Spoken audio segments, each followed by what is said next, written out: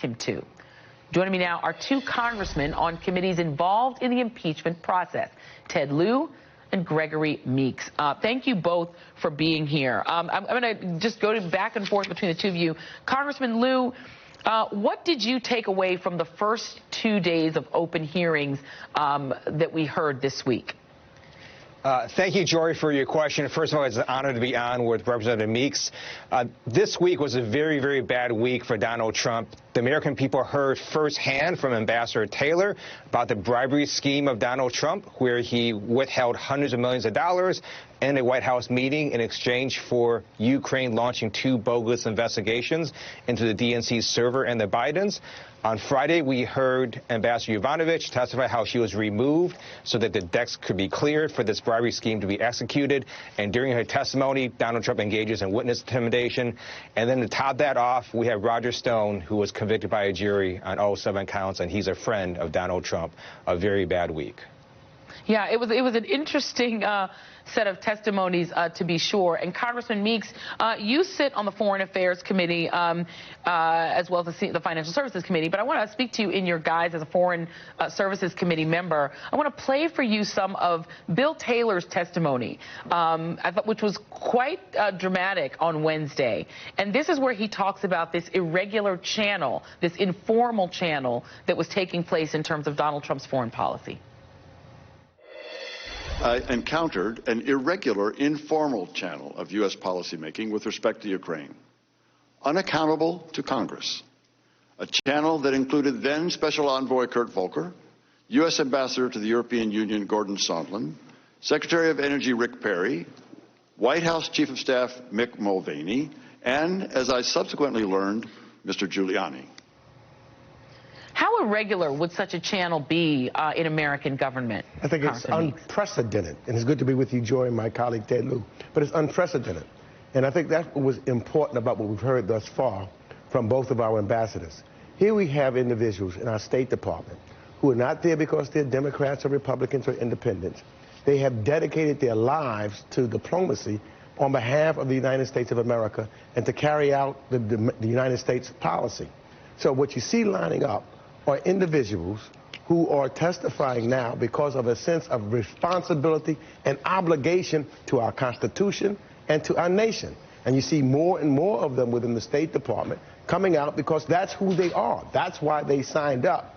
And then you have a president on the other end who is trying to utilize all that he has, abusing his power to try to criticize and or go against their character.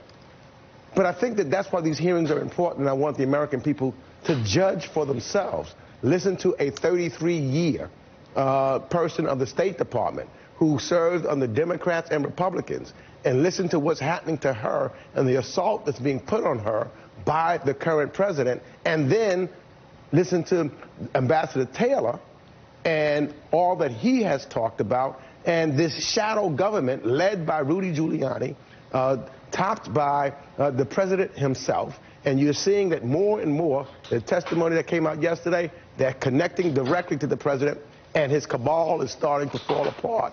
And I think next week is going to be very important when you see Ambassador Sondland testify again, because we've heard him say something, he had to come back and refute it, and now this testimony that was happened yesterday, and I'm sure will go public soon, he's going to be, you know, it'll be very interesting to see what he's got to say next week.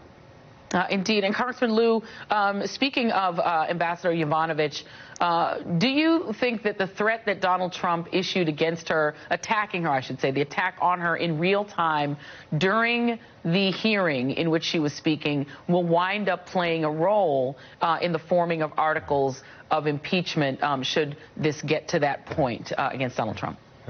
I'm a former prosecutor. What Donald Trump did looks like witness intimidation, and it's not a one-off thing that Trump did. He's done this before. He actually threatened Michael Cohen about his father-in-law, and we have other instances where Donald Trump is trying to intimidate witnesses. We do know that even Fox News hosts were shocked.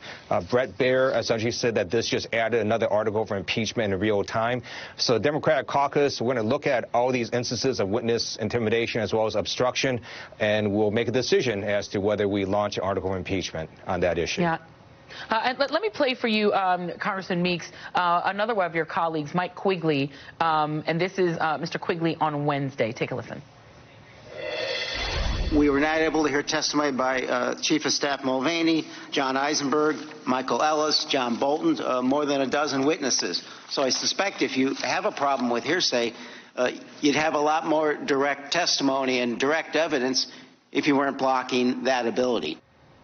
What the Trump strategy has been, Congressman Meeks, has been to say that all of the witnesses who are testifying only have secondhand information because they haven't spoken to the president directly and weren't involved directly with him, but they are also causing all the people who were directly involved to refuse to testify, withholding them from Congress.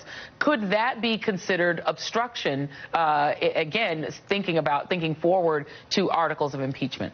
Absolutely. It is classic obstruction. You know, on the one hand, you say you want to drive for the truth and no one was there that heard.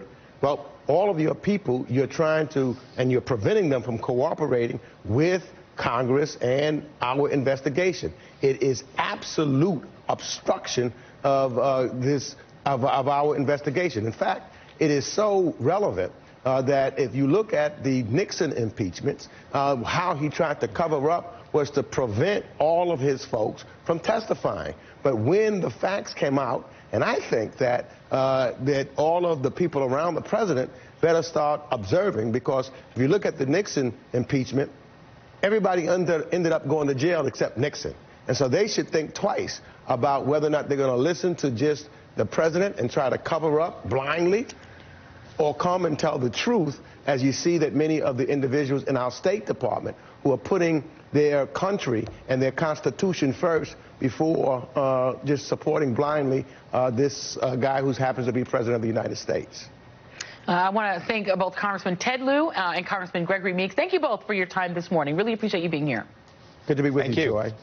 Thank you very much. Well, the impeachment of a president